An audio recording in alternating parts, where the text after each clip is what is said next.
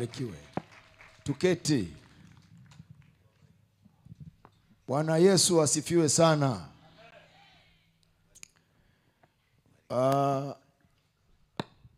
Wachungaji tunapoanza kazi ya Mungu tunaanza na wake zetu. Alafu watoto wanakuwa nao wanashangilia kwamba kazi ya Mungu iendelee. Baadaye mnapata mtu wa pili, wa tatu, wa nne na wa sita.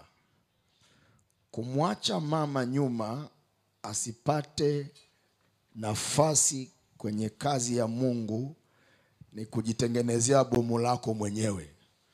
Na kuto kumthamini ni kutengeneza bomu lako mwenyewe. Lakini Mungu anawapa kila mtumishi ambaye ana kusudia kufanya kazi ya Mungu. Mungu anampa mtu kwa ajili ya kubeba naye ile kazi, kufanya naye ile kazi. Alafu anampa neema ya kukusaidia maeneo ambapo wewe huoni, ambapo wewe huwezi kufika. Lakini pia anaweza akafanikiwa zaidi kama utatambua na kuthamini ya kwamba Mungu amenipa kwa ajili ya kazi hii ambayo ninayo. Amen. Kwa hiyo namshukuru Mungu kwa ajili ya mke wangu. Amekuwa akinitia moyo katika mambo mengi magumu. Yes. Lakini pia amekuwa akiongoza maombi ndani ya kanisa kwa ajili ya kuniombea hata napotoka. Anabaki na kanisa akishirikiana na wazee wa kanisa na waumini wote kwa ujumla kufanya kazi ya Mungu pamoja nami. Mungu ashukuriwe kwa ajili ya hili. Lakini pia namshukuru Mungu pia kwa ajili ya watumishi wa Mungu ambao wako pamoja nami mahali hapa, wanafanya kazi pamoja nami. Uwepo wao hapa, wamekaa wananiombea. Lakini kukaa kwao hapa ninapoyatamka haya maneno, kwa sababu nao wanawakilisha ule ufalme, ni wanasimama pamoja nami kwenye zamu hii ya wiki hii. Mpigie Bwana Yesu makofi kwa ajili ya watumishi wa Mungu. Tulikuwa na baba yetu hapa, alikuwepo hapa pamoja nami, alikuja kunisalimia. Sasa kesho atakuwa na safari ya kuondoka na kurudi. Natamani nimwite kusalimia, alafu basi aseme neno lolote na Mungu atabariki. Karibu baba. Asante sana. Neema na amani ya Bwana wetu Yesu Kristo iwe na nyote. Amina. Ni hivi, hatusimami kwa nguvu zetu kushinda utakatifu. Tunawezeshwa na Yesu aliyeshinda. Unanisikia? Biblia inaposema kwamba jivikeni nira yangu mjifunze kwangu, tunashindwa kuelewa. Unaidai kabisa binafsi nguvu ya Mungu ya kushinda dhambi kwa sababu ni Yesu aliyeshinda dhambi. Unanisikia? Unawaambia Mungu, niwezeshe kushinda dhambi, nisitende dhambi maisha yangu yote. Unawaambia nipe moyo wa kukupenda kuliko mambo yote. Mbarikiwe na Bwana. Asante mnampenda Yesu, na asante mmenitunza, mmekuwa pamoja na mimi. Amani ya Bwana Yesu iongezeke kwenu. Amina. Barikiwe baba. Barikiwe sana. Barikiwe sana. Wakati natangaza haya maombi, nilisikia nikiambiwa waite watu kutoka mikoa mbalimbali waje wawakilishe mikoa yao, wilaya zao. Ni watu wanapuuza, lakini haya maombi yatakumbukwa mpaka na watoto wadogo muda sio mrefu. Yatakumbukwa mpaka na watoto wadogo muda sio mrefu. Na hizi ni ishara ya kwamba kile alichoniambia Mungu ilikuwa ni sawa, kwamba watu waje watubu kwa ajili ya nchi hii. Dunia ifanye tukio hili kila nchi. Upepo mkali unaenda kupita dunia nzima, maeneo mbalimbali. Nikasema taifa linapoona taifa jingine linalia lisicheke, lilie na kuomboleza, kwa sababu huenda ya kwao yatakao kuja ni magumu kuliko ya lile taifa wanalolicheka. Hawa waliposikia ndani wakapewa alama, nendeni kwa ajili ya miji yenu. Na bado natangaza popote unaposikia kupitia mitandao ya kijamii. Radio Baraka iko hapa live, lakini Sibuka TV iko hapa live. Yoyote anayesikia, Mungu anataka ufanye toba, uombe kwa ajili ya familia yako, kwa ajili ya taifa lako. Tunakwenda kupita kipindi kigumu muda sio mrefu. Tumuombe Mungu atusaidie. Niko hapa kutangaza amani. Na wiki hii ni wiki ya toba. Wiki hii ni wiki ya toba, sio wiki ya kulani. Na nisikiliza, hebu sema ni wiki ya toba. Sema sio wiki ya kulani. Hata kama kuna mtu amefanya mabaya kiasi gani, mwambie Mungu mhurumie. Msamehe. Nisamehe na mimi. Usilani mtu. Katika jambo kubwa ambalo huwa nalitafakari kabla hajasalimia huyu ndugu, linanifikisha mbali sana kwa habari ya Sauli ambaye sasa kwenye Biblia anaitwa Paulo. Sauli ndo alikuwa anasimamia mauaji ya watakatifu yanayoendelea kipindi kile. Ndio alikuwa anasimamia kina Stefano kupigwa mawe. Stefano anapigwa mawe, nguo zake ziko kwenye miguu ya Sauli ambaye ni Paulo. Lakini Sauli huyo alikuja kuokoka na kuwa mhubiri mkubwa mno. Yes. Kwa hiyo kama kuna kitu mbinguni ambacho Stefano huwa anakishangaa, lakini hapaswi kukishangaa, ni baada ya kuona Paulo naye kaibukia kule. Sasa atashindwa kumuuliza Mungu likweje, lakini Mungu atamwambia hata wewe mwenyewe ulisema asamehewe. Kwa hiyo yale maombi yako yamemwokoa Paulo. Ikiwa kuna mtu alikuumiza, wiki hii ni wiki ya kusema asamehewe. Ikiwa kuna jambazi amefanya mabaya, nipandishe kidogo monitor zangu, wiki hii ni wiki ya kusema asamehewe. Ikiwa kuna uchafu unaendelea kwenye taifa au dunia nzima, wiki hii ni wiki ya kusema wasamehewe. Simwambie mtu mabaya. Sio wiki ya mabaya, maana ya toba itakuwa haipo.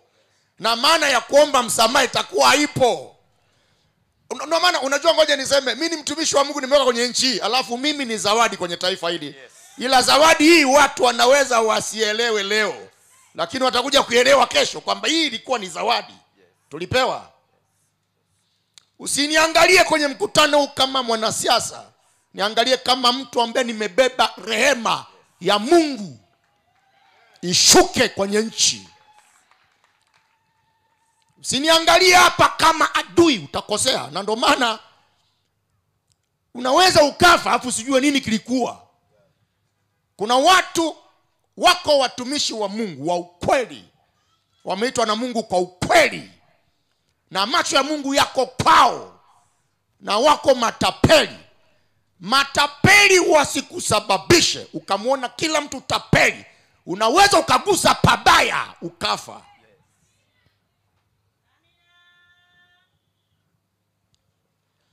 Nimesimama hapa kwenye mkutano.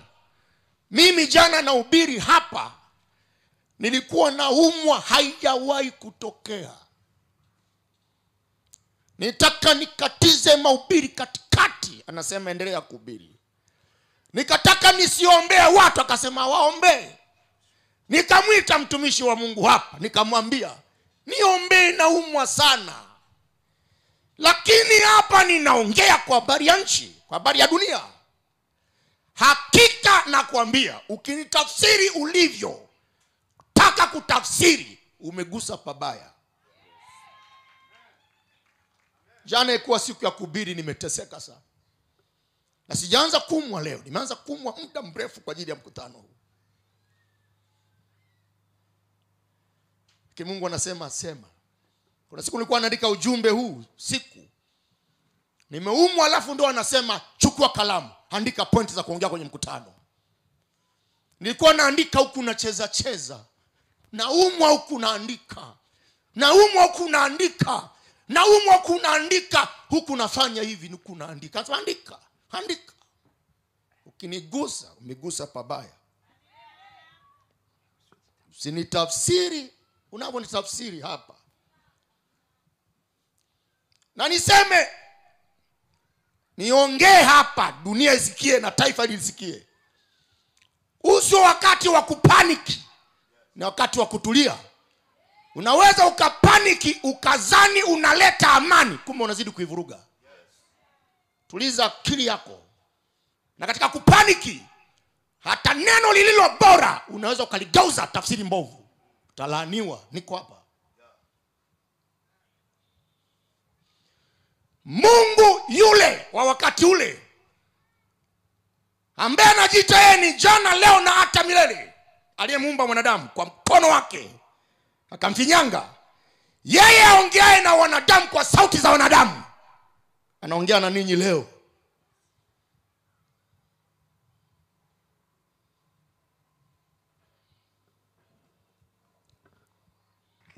Kwa nini tuko hapa? Kwa nini tuko hapa? Nilianza kufundisha nikisema dunia na mataifa mbalimbali yanaenda kupitia changamoto kubwa. Dunia inaenda kupitia mateso duniani, nchi mbalimbali. Nikatoa tahadhari, ukiona kuna nchi yoyote inapita magumu, lia, iombee, usicheke. Na nikasema mateso haya dunia inayoenda kupitia, na nchi yetu imo miongoni mwa nchi ambazo zinaenda kupitia changamoto kubwa. Mungu amesaidia mkutano huu uwepo. Ni alama ya mikutano yote ambayo nilipaswa kutembea na kwenda mikoa mbalimbali kufanya kitu kama hichi, lakini sitaweza kufika. Ila popote watakaposikia kwenye huo mkoa, wanachopaswa kufanya ni hichi: kufunga siku 30, kula jioni. Wanaenda makazini wakiwa wamefunga. Niambiwa nisisitize tena, naenda kwenye biashara ukiwa umefunga, namwambia Mungu nisamehe, nihurumie mimi na baba yangu, nihurumie mimi na mama yangu, nihurumie mimi na wadogo zangu wa kike na wa kiume, hurumia watoto niliowazaa, hurumia taifa langu. Ukiwa umefunga unasema tusamehe Mungu, tumefanya mabaya, sisi tumelawiti, tumebaka, tumeua wasiokuwa na hatia, tumemwaga damu, tumeonea, tumesaliti ndoa, tumetoka nje ya ndoa. Naambia Mungu tusamehe, nyumbani mwetu tuna mashoga, tuna wasagaji. Nisamehe Mungu, mimi ni mlevi, mimi ni mzinifu, ni mgomvi, ni mwizi. Mimi naiharibu dunia, nimeichafua kwa matendo yangu machafu. Mimi ndo nimesababisha gereza lijengwe na watu waingie. Nisamehe. Naambia Mungu tuokoe, tulinde na mabaya yajayo.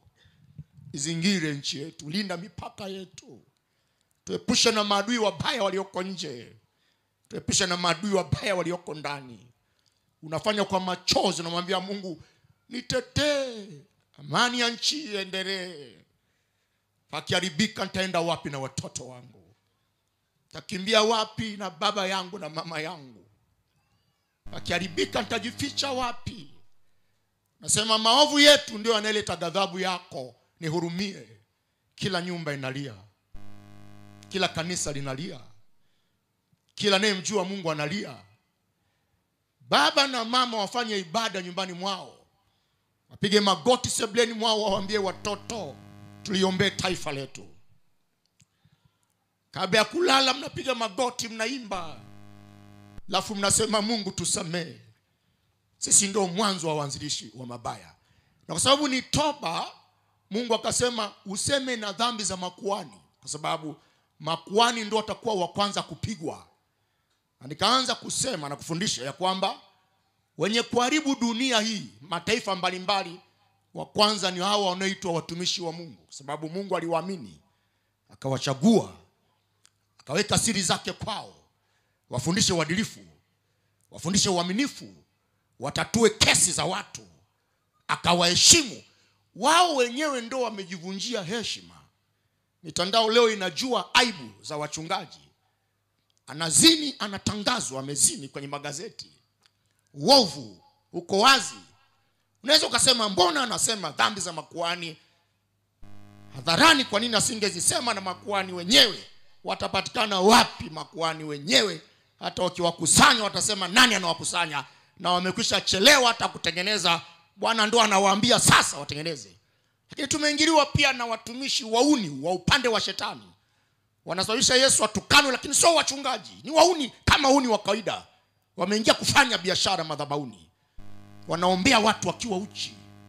Wanawapaka mafuta paka kwenye sehemu za siri. Mungu anatukanwa. Amekaa juu anavumilia. Fedhea za mwanadamu zinapanda kila siku, zinanuka. Lakini yeye ana akiba ya mvua ya mawe. Sauti yake ni kifo kwa wanadamu. Bahari ni yake. Bahari ni yake. Matetemeko ni yake. Volkano ni zake. Anatisha kama nini? Anatisha kama nini? Anatisha kama nini? Anatisha kama nini? Yeye yule mwenye kuchezewa. Yule mwenye kuchezewa, mvua ya mawe ni yake. Radi ni zake. Yule mwenye kuchezewa, kiti chake kinatoa umeme. Maneno yake ni radi. Hana utani na mwanadamu wala midhaa. Anahitaji heshima yake. Akasema mbona mwanadamu anaendelea kuharibika namna hii? Akatabiri akasema, kwa sababu uovu utaendelea sana, siku za mwisho hawataweza kubadilika kwa hiari zao wenyewe. Ndipo akasema matukio haya yatakwenda na nyakati za mwisho, sababu maovu yatakuwa yanazidi kuongezeka. Matukio gani? Atawapiga kwa vita, atawapiga kwa njaa, atawapiga kwa matetemeko, atawapiga na zitapigwa familia, watapigwa watu binafsi, watapigwa makuhani. Na nimesema hapa kwa jina la Yesu, nanuia kusema manabii wote wa uongo na mitume wa uongo, wachungaji wa uongo, watubu, wana muda mchache huu wa kutengeneza, kwa sababu Mungu anakwenda kusafisha. Aliyaweka aya ili mwanadamu aogope, atetemeke, aseme kumbe yuko mwenye kuabudiwa. Aliweka aya ili fanya biashara funge duka aende kwake. Come on. Aliweka aya ili wakuu na wafalme wajue wao sio wenye mamlaka ya mwisho duniani. Yeye ndiye mwenye mamlaka ya mwisho. Ndio.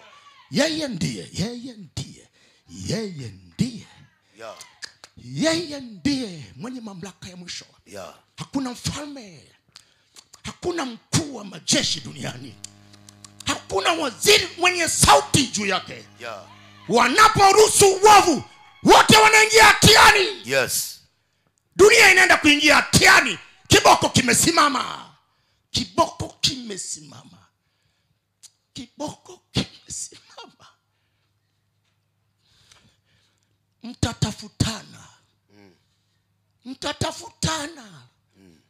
Mtatafutana. Kuna wimbo mmoja niliimba miaka mingi sijauelewa, na nikawa nimeusahau hata umepotea. Niliimba nikawa nalilia miaka mingi sana, nalilia Tanzania, nasema ulikuwa ni kimvuli kizuri, mti wenye kimvuli kizuri, ambapo watu wanakimbilia, wanajificha hapo. Mataifa mengine akipata tabu yanasema tuende Tanzania tutahifadhiwa. Wanakaa kwenye nchi. Mbona mti unakauka?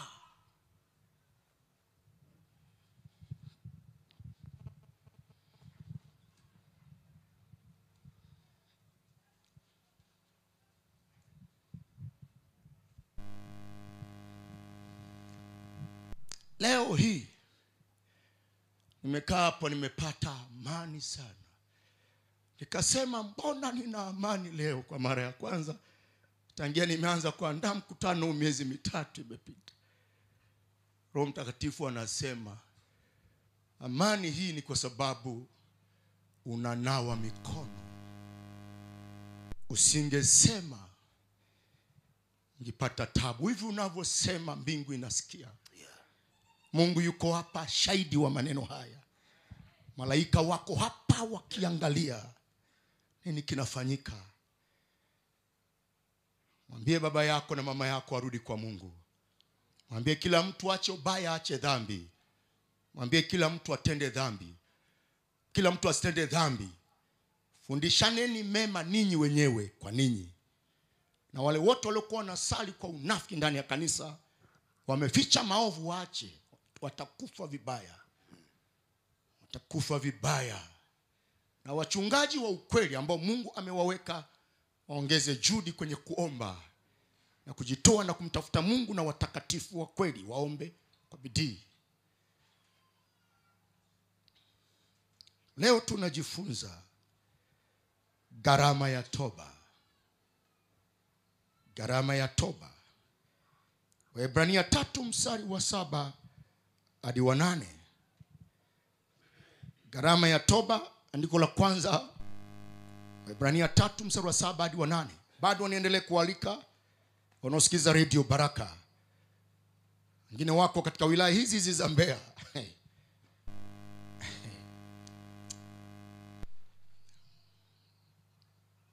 Moyo unauma sana. Bado nikualike wewe ambaye uko mbali, tunamaliza Jumapili, njoo.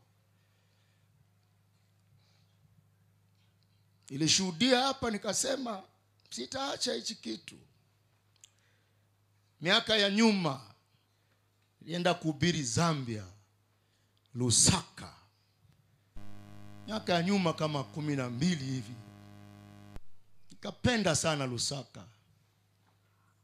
Kasema ngoja nikaikae hapa kidogo alafu niombe uraia,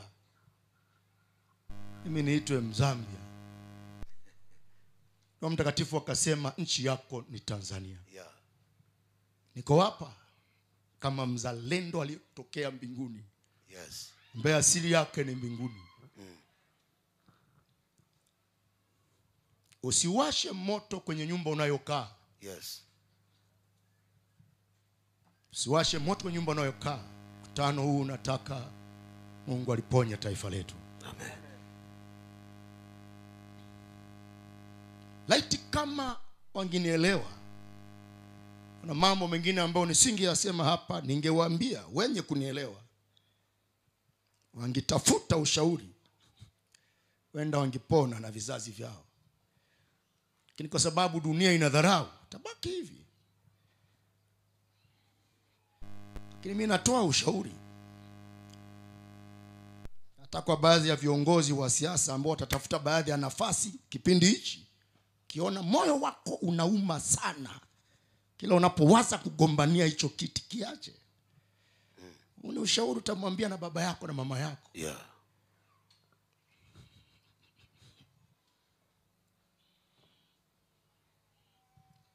Kiona moyo unauma, kiache.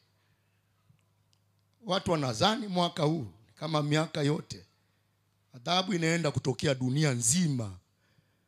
Nchi nyingine zitapigwa na matetemeko mazito. Yatashuka magorofa makubwa. Yatafunika watu wengi mno. Kutoa maiti ni siku za kutosha. Anasema katika kitabu cha Mathayo, hatapiga dunia kwa matetemeko, kwa njaa, kwa vita.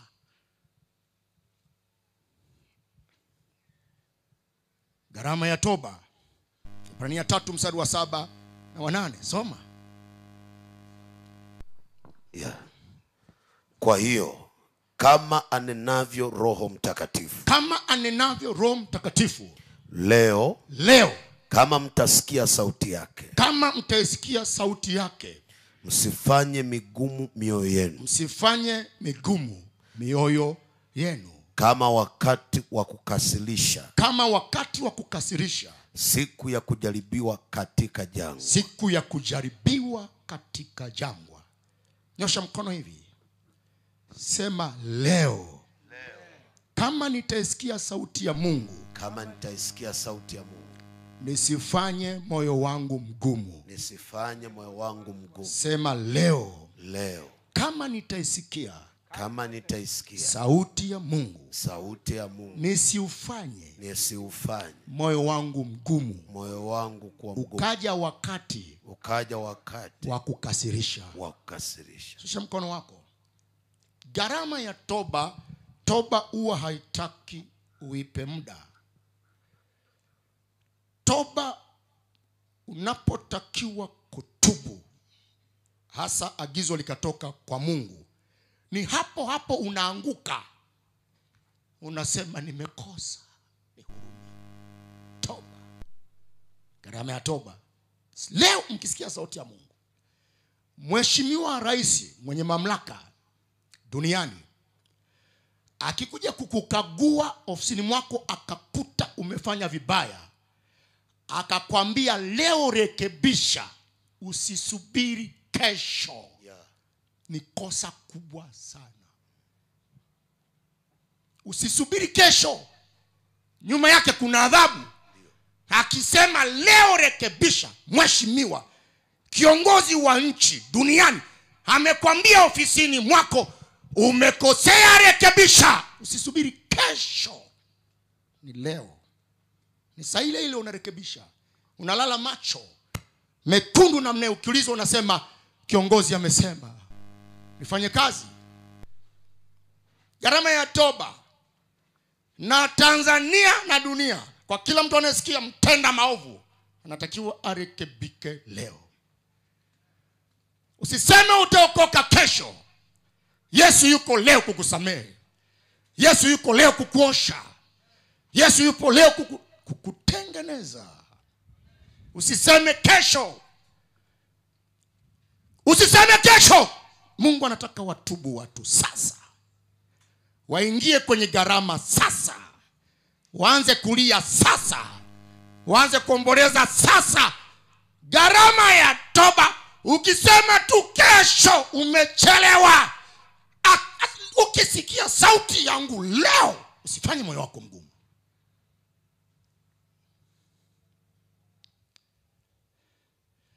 Muda mliopewa kutengeneza, miaka mingi mkapewa kuacha ubaya ili muendelee kuwa salama, mliipuza na mkaendelea kuishi kwa michanganyo, na wengine wakaendelea kutenda dhambi. Lakini anasema sasa leo umesikia kufunga siku 30, funga. Nchi nzima natangaza, nchi nzima kila mahali watu walie wafunge siku 30. Waombe msamaha kwa Mungu na waombe Mungu aiponye nchi yetu. Leo natangaza.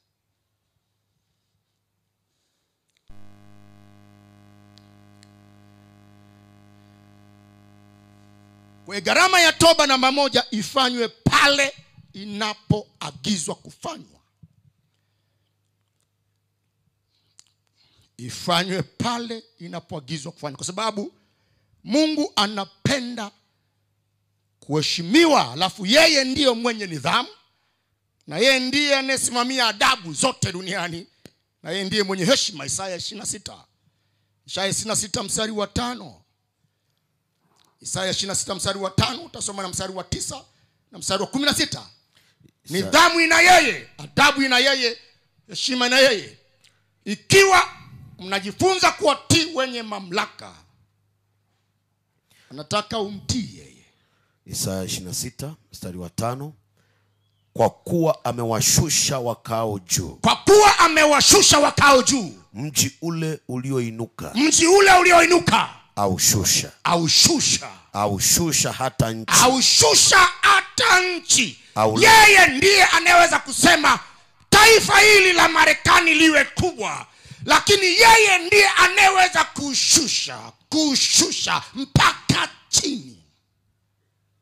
Nidhamu ina yeye, adabu ina yeye, mamlaka ina yeye. Yeye ndiye anayeweza kusema mkae kwa amani, ili musali, ili mumheshimu, ili mtende haki. Na kama mnakataa, anaweza kuwashusha mpaka chini. Nidhamu ina yeye, hata mavumbini. Adabu ina yeye, hata mavumbini. Mstari wa 9.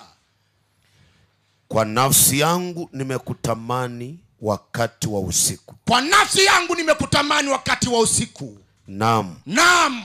Kwa nafsi yangu ndani yangu. Kwa nafsi yangu ndani yangu. Nitakutafuta mapema. Nitakutafuta mapema. Maana hukumu zako zikiwapo duniani. Maana hukumu zako zikiwapo duniani.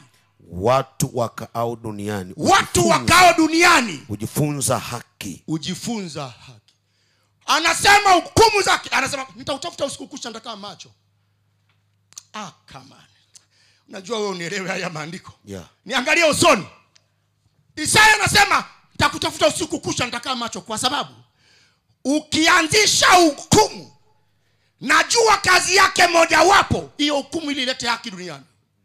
Lakini sasa kwa sababu unaweza ukaleta hukumu kubwa na kutafuta usiku kucha ili uniepushe. Yeah. Na kutafuta sitalala. Sitalala. Kwa sababu hii hukumu najua inaleta haki. Yeah. Wanadamu hawataweza. Na ndio maana unajua kwa nini serikali ipo? Serikali ipo ili kusimamia haki. Namba 1, kumwadabisha yule mtu ambaye anakwenda nje ya utaratibu. Kama itatenda kinyume na hapo inajua yenyewe. Yeah. Lakini ndio kazi yake hasa. Na Isaya anasema kumbe Mungu huwa analeta hukumu kwa watu kwa sababu ili haki yake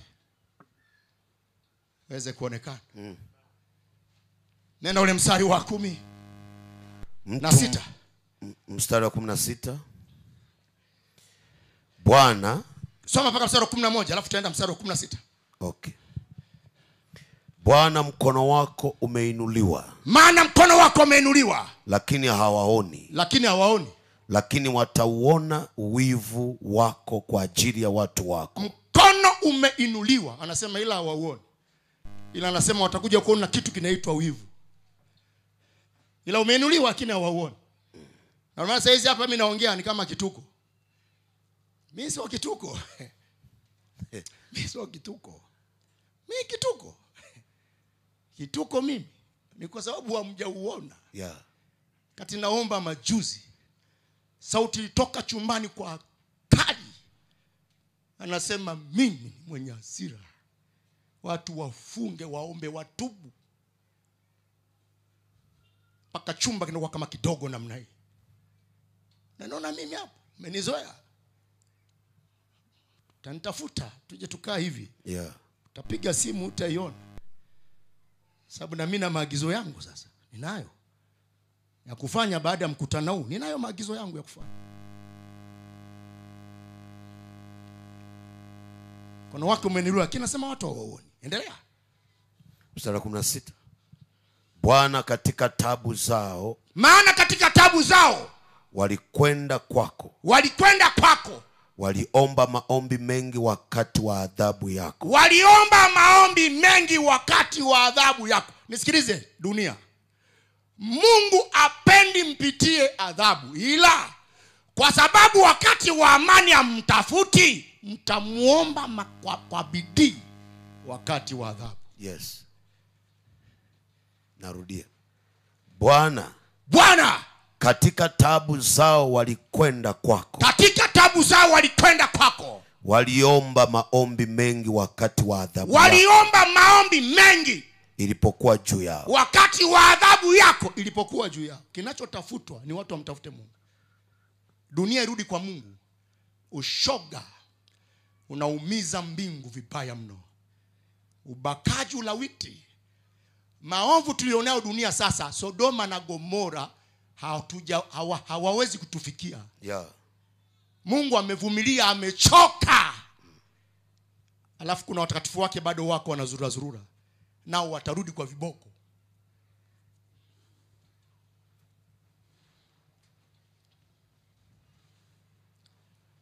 Kwa hiyo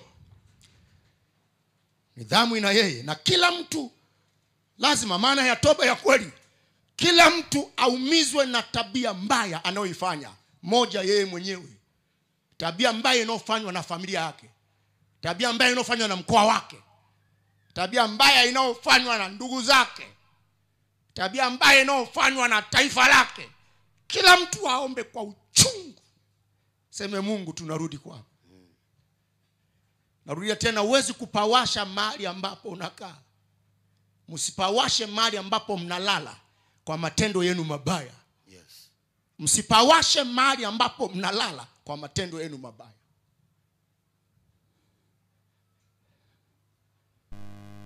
Lazima kuumizwa.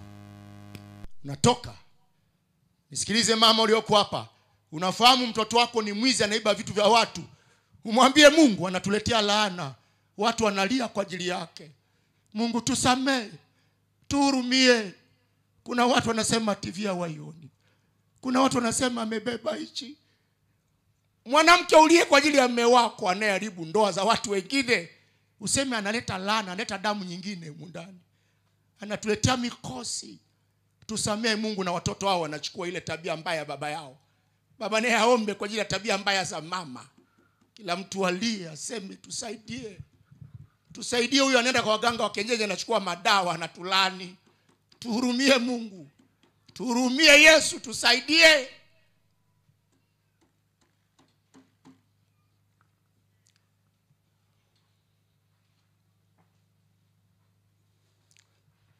Gharama ya toba ya kweli. Lazima ujione wewe, namba 3, ndio sababisho la mabaya kwenye nchi na familia. Sababisho la mabaya, kila mtu ajione mimi ndiye. Mimi ndiye sababisho la mabaya. Maana kama ungelikuwa mwenye haki, kama ungelikuwa mwadilifu, huenda jirani yako angefurahi. Huenda angeacha hata mlango wazi akalala. Kama ungelikuwa mwadilifu na mtafutaji Mungu, huenda tungipona kwa maombi yako. Kila mtu aseme, mchungaji Abiudi aseme, wachungaji waseme, sisi ndio tumesababisha mabaya. Kila mtu ajione. Yaani kwenye maombi haya nikisema kuomba, kila mtu ajione mimi ndiye ninaleta shida kwenye nchi, shida kwenye dunia. Mimi ndio nafanya isikalike kwa amani.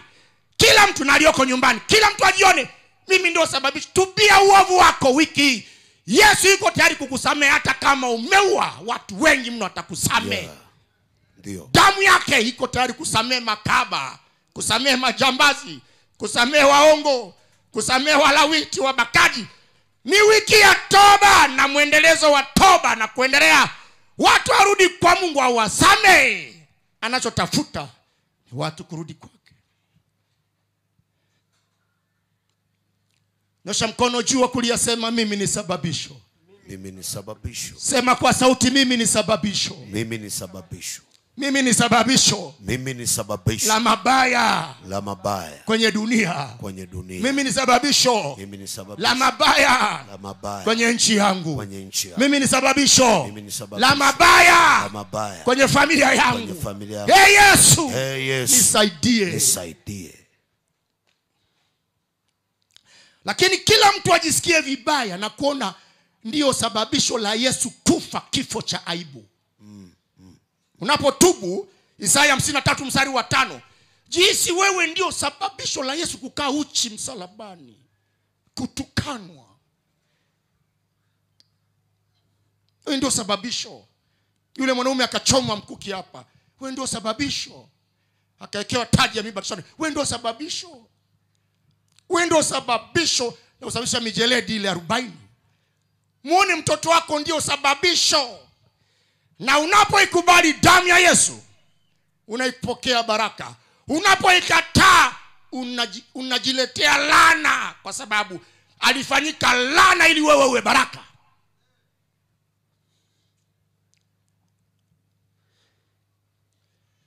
Isaya 53 mstari wa 5, soma.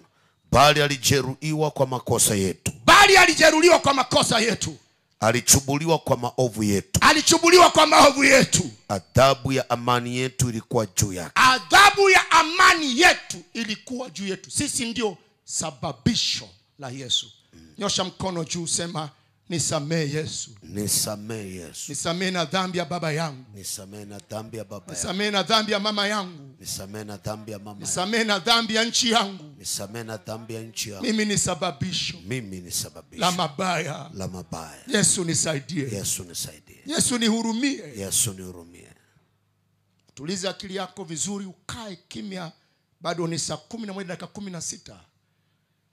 Tamaliza na dakika 40. Tutaanza maombi ya toba. Kasoro 20 dakika 10 saa 12. Tutaenda paka saa 12:30. Utawahi kutoka kwenda nyumbani. Nataka leo ufungue moyo wako. Utubu sana wewe mwenyewe kwanza. Mwambie Mungu niwie radhi. Mimi nimetubu, nikamwambia Mungu nisamehe hata kwa kuchelewa kununua jukwaa hili na vyombo hivi, nisamehe. Wenda ningevinunua zamani, ningekuwa nimeshatembea sana kila kona na ubiri. Niwie radhi, nimechelewa kuvinunua, nisamehe. Nihurumie. Nisamehe Mungu. Nimemwambia Mungu nisamehe. Nilijenga nyumba kabla ya kununua hili jukwaa, nisamehe. nimejisi kama nimechelewa kuhubiri, nimejisi kama nimechelewa kuambia toba. Maana katika hukumu ya wachungaji, hukumu moja, hukumu nyingine ni pamoja na matumizi mabaya ya sadaka. Kipao mbele cha mtu wa Mungu ni Mungu, sio yeye. Yes.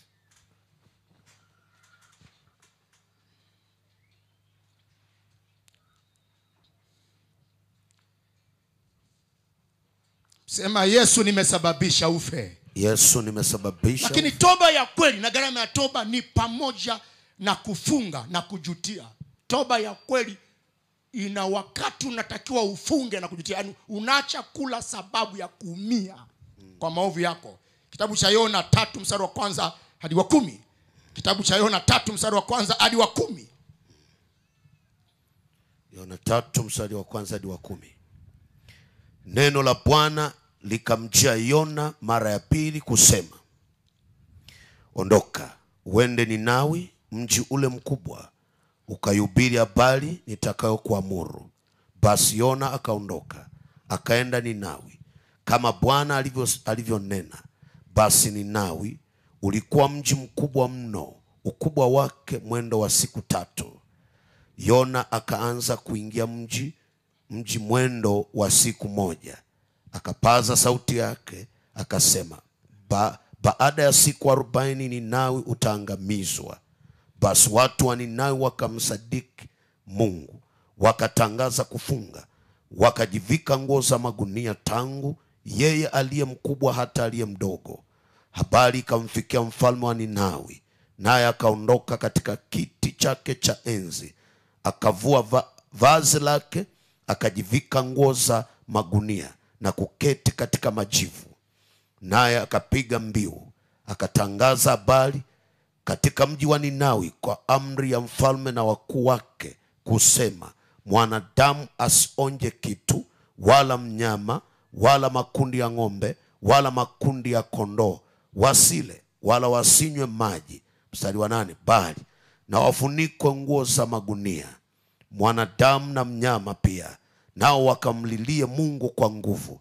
Naam, wageuke kila mtu akaache njia yake mbaya na udhalimu ulio mikononi mwake. 9, ni nani ajuaye kwamba Mungu hatageuka na kugairi na kuiacha hasira yake kali, ili msiangamizwe? Mungu akaona matendo yao, ya kuwa wameiacha njia yao mbaya. Basi Mungu akaligairi neno lile baya ambalo alisema atawatenda, asilitende. Huu ni ujumbe ambao Yona alipewa na Mungu, akaambiwa uende mji wa Ninawi, uambie Ninawi baada ya siku kadhaa utaangamia. Na uzuri, wale wafalme wa zamani, hata waliokuwa wa mataifa, kuna waliokuwa wakaidi, alafu kulikuwa kuna wakati wanasikia kwamba hili ni agizo la mbinguni. Na ni heri kama watawala wa sasa wangelewa, wako kuna watu wanaweza kuambia habari za wakati uliopo au wakati ujao. Kwa sababu watawala wengi wa dunia sasa hizi wamefunga. Maana ukweli ni huu, tangia Agano la Kale wafalme wengi wa dunia walikuwa waamini watu wa Mungu, walikuwa wanaamini wachawi na waganga. Tangi zamani. Sahihi. Tunaona kina Farao, Musa anapoenda anarusha fimbo, anatafuta waganga na wachawi nao wanarusha fimbo. Lakini watawala, ni wape changamoto wachungaji, watawala wa dunia si kwamba hawana shida na Mungu wa kweli, ila hawakumuona Mungu wa kweli kwa watumishi wa Mungu. Na ndio maana walipotokea kina Yusufu wakasema tupate wapi kama huyu? Ndio. Yaani kumbe haja walikuwa nao, ila tu walikuwa hajatokea. Walipoona kina Daniel wakasema, mbona hawa wako na uwezo mkubwa kuliko waganga mara 10 na wachawi? Si kwamba watawala wa dunia hawana shida na watumishi wa Mungu, wanao, ila watumishi wa Mungu wazinzi, waongo, wabakaji, wanaganda kwa waganga wa kienyeji. Wengi wameshaingia kwenye vikundi vya ushirikina na ushetani. Na nyinyi wachungaji na watumishi wa Mungu wote mlioingia kwenye vikundi vya mashetani ambao mnaamu kutuingiza na sisi, mfe wenyewe huko. Tubuni kwa Mungu, mrudi, mtoke huko. Msitamani sisi tuende huko. tubuni mrudi, rehema iko. Ndio. Ni heri ufe uende mbinguni kuliko kuishi umemkataa Mungu. Kwa hiyo kumbe watawala wa dunia wanaaja na watumishi. Ila watumishi wa Mungu hawana kitu cha kuwasaidia. Hawakioni. Wakiwapata wanasema, Yusufu, unakaa kule nyuma, wewe unatakiwa uwe waziri mkuu hapa. Wakilipata ni Daniel, wanasema Daniel. Afu Daniel anasema, mfalme unadhani na akili peke yangu tu? Ninao wenzangu watatu huku wako nyuma. Wana uwezo kama mimi. Sasa lete waweke hapa.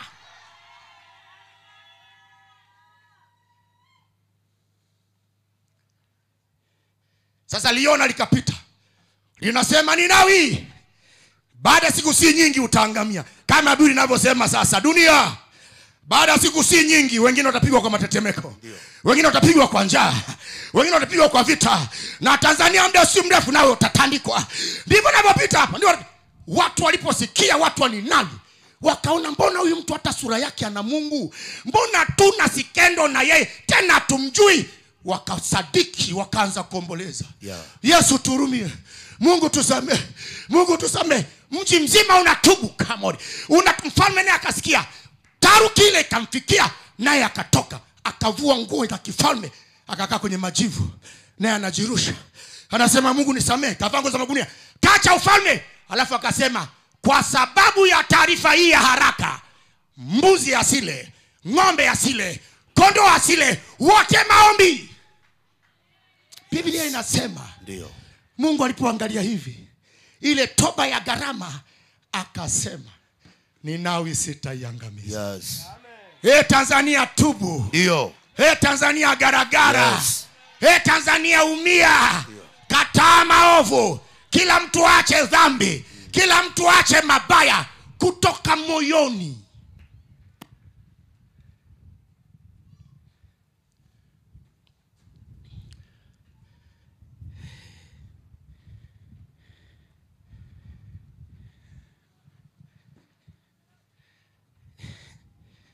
Kwa mfalme kukaa kwenye majivu, kuvaa nguo za magunia, alitikia. Alipokea, ajawa mbishi, nyenyekevu. Anyenyenyekea. Mimi nimesimama hapa kama mtumishi wa Mungu, ninaongea mambo haya. Wewe unatakiwa ndio unakuja hapa na bunduki, unanilinda hapo, unasema asipande mtu, japokuwa mimi nalindwa na Mungu. Sio tena unanivizia, unaongeza vita kwa Mungu. Kabisa. Unanivizieje wewe? Yaani hapa litakiwa sasa ndio wanazunguka hapa na bunduki hapa. Wanasema linabii linasema pale. Linatamka mambo nchi mrudie Mungu. Unakaa hapa unanivizia. Na lichomoa hilo gari matairi. Alafu liwe karibu na mteremko mkali. Na lichomoa matairi. Alafu liwe karibu na mteremko mkali. Lakini si wiki ya kulani, ni wiki ya toba. Hii ni wiki ya toba. Mungu anasema acha hayo. Ni wiki ya toba. Mungu amsamehe kila Mtanzania kwenye taifa hili.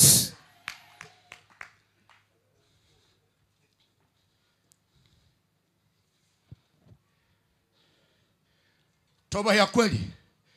Unadhamiria kuziacha dhambi zako na njia zako mbovu kutoka moyoni. Unagairi mabaya. Alafu unajitaabisha na kusema dhambi zako. Nataka usikilize. Nataka huko hapa leo utamwambia Mungu. Utakuja hapa kwenye mavumbi hapa. Utapiga magoti hapa.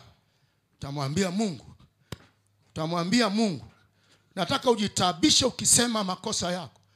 Unakuja hapa, unapiga magoti hapa, alafu unasema, unaiambia ardhi, Mungu anasikia ya kwamba Mungu, mimi ni mzinzi, naharibu ndoa za watu. Nilikuwa nahubiri habari ya zinaa. Habari ya zinaa, my friend. Akanipigia dada mmoja yuko nchi za nje. Anasema, mchungaji, nimejua laana iliyoko kwenye zinaa. Mimi nimeharibu ndoa za watu wengi hapa Uingereza. Mchungaji, niombe Mungu anisamee. Nimeongoza sala toba, analia kilio kwenye simu, sijawahi kukisikia. Nimemwongoza akaniambia naomba nikaombe msamaha wale wanawake walioachwa kwa ajili yangu. Nikasema usiende. Mungu ameshakusamee. Hatajua mwenyewe atakavyowasaidia. Anasema naomba niende. Namwambia Mungu, mimi hapa nilipo nimesha lawiti. Nilishabaka katoto kadogo kamjomba wangu. hakuna anayejua ninatubia hiyo dhambi. Nimejiingizia laana ya kulawiti, laana ya kubaka. Mimi hapa ni jambazi, hawanijui. Na nimeshawahi kuwa. Unasema Mungu nisamehe, nihurumie. Unatubu. Unasema mimi hapa niko hapa. Nimeshamwaga damu isiyokuwa na hatia. Nisamehe. Unatubu. Naambia Mungu niko hapa, mimi namsaliti mke wangu. Kila siku nachukua damu za makaba, naziingiza, naleta laana kwenye familia. Mama naye anatubu, anasema nisamehe. Unatubu. Ukiona umechoma na hivi vikokoto unakaa chini. Unatubu, naambia Mungu nisamehe. Mfalme kakaa kwenye mavumbi, mfalme amekaa kwenye majivu. Mfalme anafanya hivi, nisamehe mimi, nisamehe na nchi yangu, nisamehe. Na mfalme anafanya hivi, nisamehe mimi, nisamehe. Wananchi kule wanasema nisamehe. Ni heri wakuu wa dunia hii, ni heri wakuu wa Tanzania wasingepiga kelele nyingi na kuleta porojo nyingi. Ni heri wanjurusha tu mavumbi waseme tusamehe Mungu.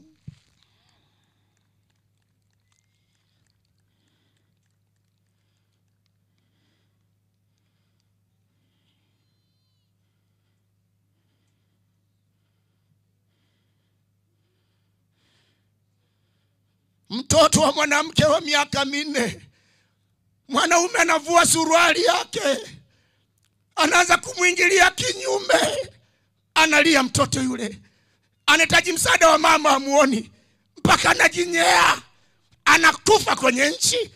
Ni heri wanjirusha mavumbi waseme Mungu tusamehe.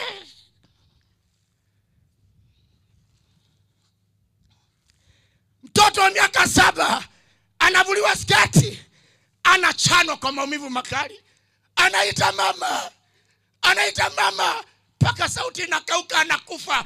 Ni heri wanjurusha mavumbi waseme nisamehe.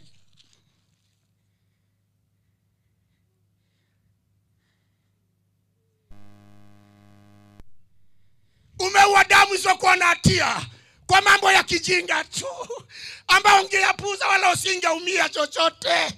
Watu wanatoa viti sebuleni, wanalia, wamuoni baba katoka, alikuwa anatuletea mkate, tumebaki yatima. Ni aliojurusha mavumbi waseme nisamehe.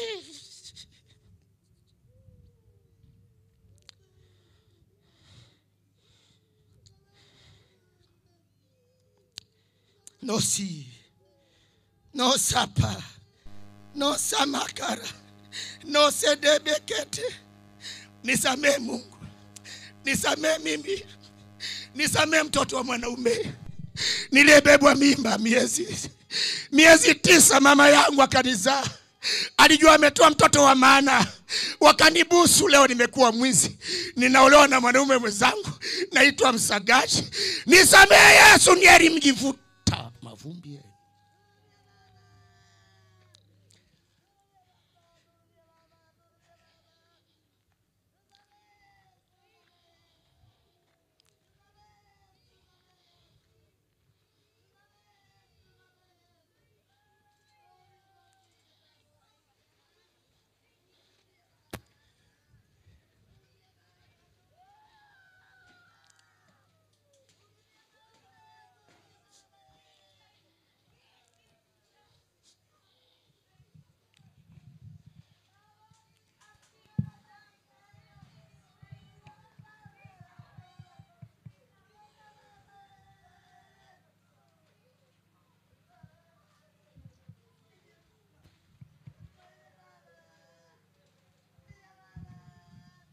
Toba ya kweli lazima ifanywe kwa ajili ya usumbufu tunaompa Mungu. Hesabu 14 mstari wa 11. Usumbufu. Mungu anasumbuliwa. Anakosa gani kuwaumba? Anakosa gani kufanya kuwa mwanaume? Anakosa gani kufanya kuwa mwanamke? Usumbufu. Bwana akamuuliza Musa. Je, watu hao watanidharau hata lini?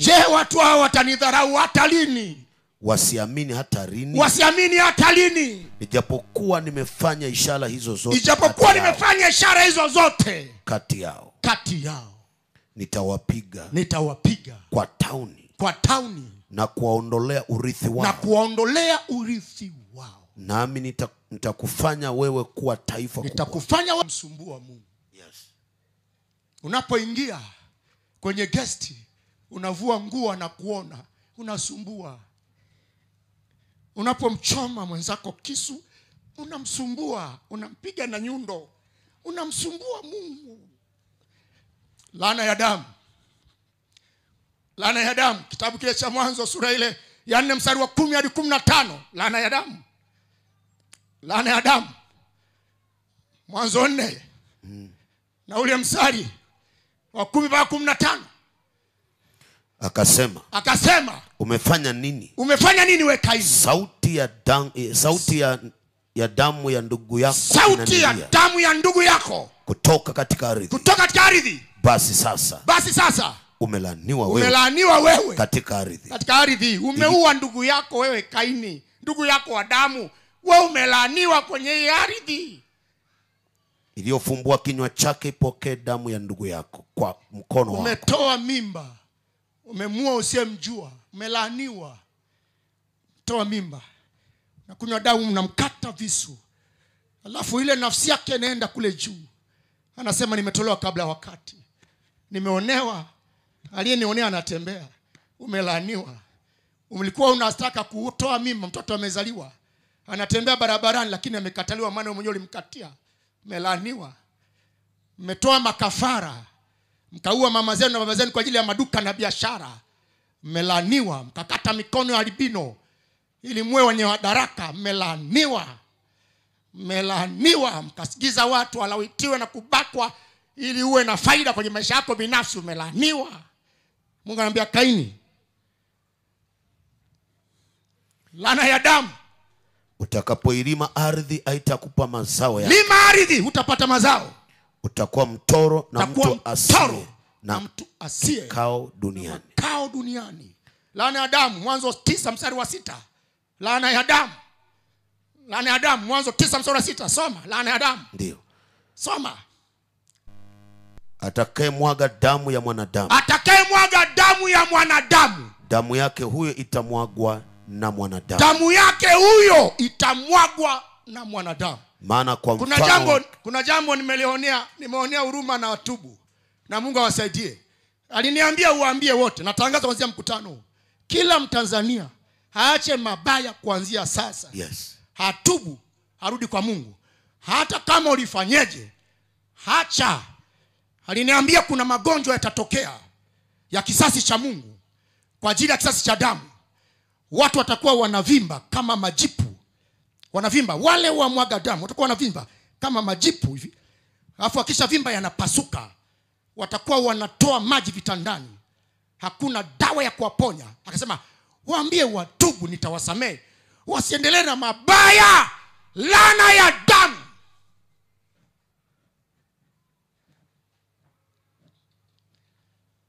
Utasababisha mtoto wako aonewe kwa sababu ya wewe. Anakula yale ambayo mzazi aliyapanda. Wamama mlioko hapa ambao watoto wenu ni wezi, wanaiba vitu vya watu. Wale watu wanapokuwa wanaumia, wanasababisha kisasi familia nzima.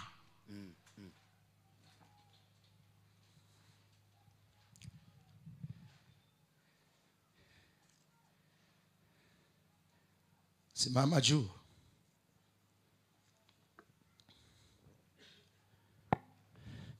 Saa 12:36, saa 11:36. Shike kinanda. Simame juu.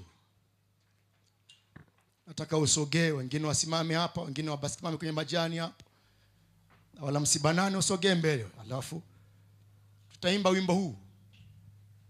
Baada ya kukuongoza maombi ya rehema na msamaha.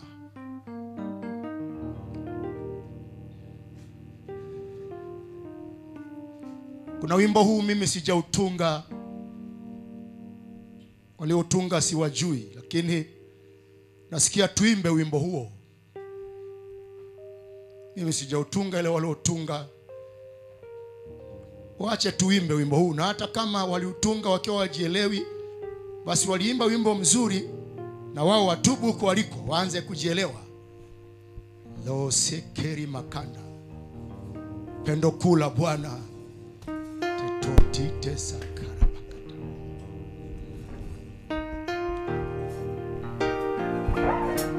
Njoo pale kwenye viti, brother na wadada, njoeni wote. Njoo mtumishi wa Mungu, sogea huko. Brother mwenye jezi pale mlangoni, njoo, Yesu anakutaka. Toka kabisa, njoo. Msibanane hivyo hivyo. Simameni paka pale nyuma.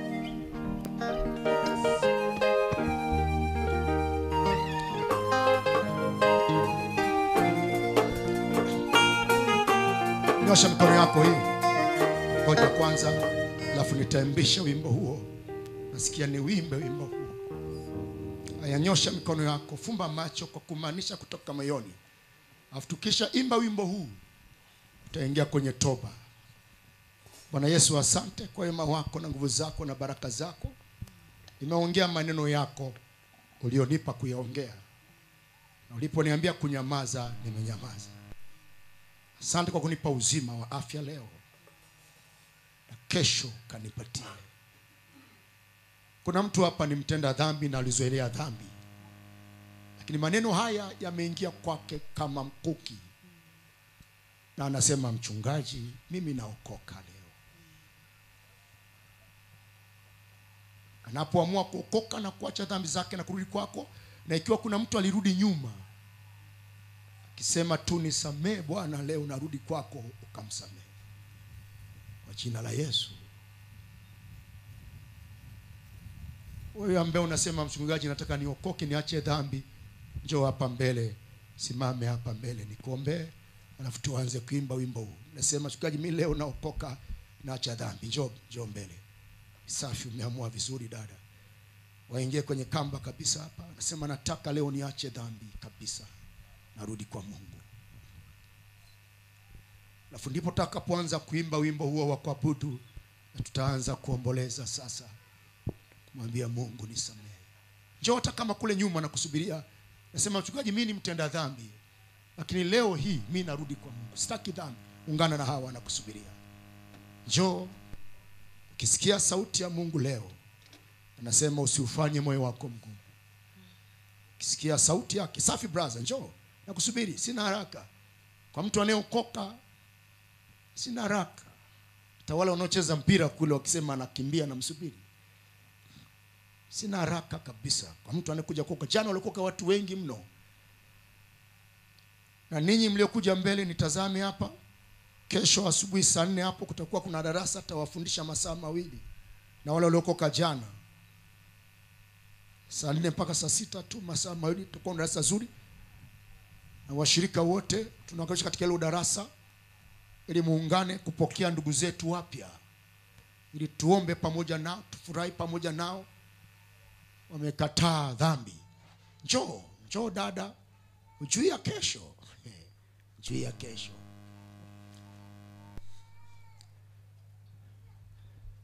Nyosha mkono wako juu sasa, ulioko mbele, sema, Bwana Yesu, nasema kutoka moyoni mwangu, dhambi sitaki tena, na uovu sitaki tena. Nimekupokea Yesu, uwe Bwana na Mwokozi wa maisha yangu. Nakiri ulikufa kwa ajili yangu, uliumizwa, ulikuwa uko uchi. Nisamehe, nitakase. Mimi ndio niliyehusika na hicho kifo chako. Natubia dhambi zangu. Naomba unisamehe. Naomba unihurumie. Kuanzia leo mimi naokoka. Bwana Yesu, kaipokee hiyo sala walioisema mbele zako. Usikumbuke maovu yao. Kawape kusimama na kuendelea. Ukaepushe na mabaya wao na nyumba zao. Nawatakia baraka na maisha marefu. Kwa damu ya Yesu Kristo nimeomba na kuamini. Pendo kula Yesu.